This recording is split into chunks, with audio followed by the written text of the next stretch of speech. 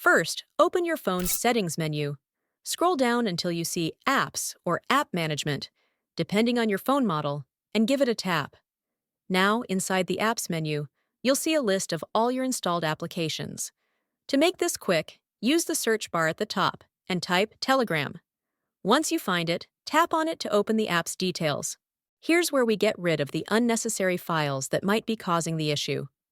Once you're in Telegram's app info, look for the Storage section. In Storage, you'll see options for Clear Cache and Clear Data. For now, just hit Clear Cache.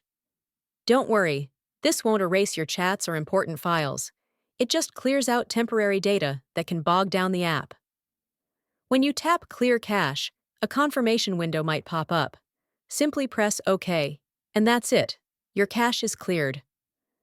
Next, let's make sure you're running the latest version of Telegram.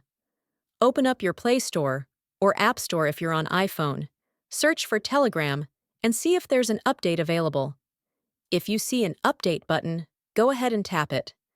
Updating the app can fix underlying issues that come with older versions. Now that you've cleared the cache and updated Telegram, open the app again and head to Hamster Kombat. Give it a tap, and you should be back in the game. No more black screen. Easy, right? Just a couple of steps and you're good to go.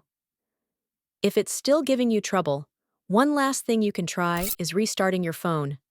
A fresh reboot sometimes helps your phone fully implement those changes. But honestly, the steps we just covered should do the trick in most cases. And that's it! Your Hamster Kombat game should be running smoothly now. If you have any other issues, feel free to leave a comment, and I'll do my best to help. If you found this video useful, make sure to hit that like button. And trust me, if you liked this video, you'll definitely want to watch the next one that's popping up on the screen right now. Or, if you're curious, I'll also link it in the description below.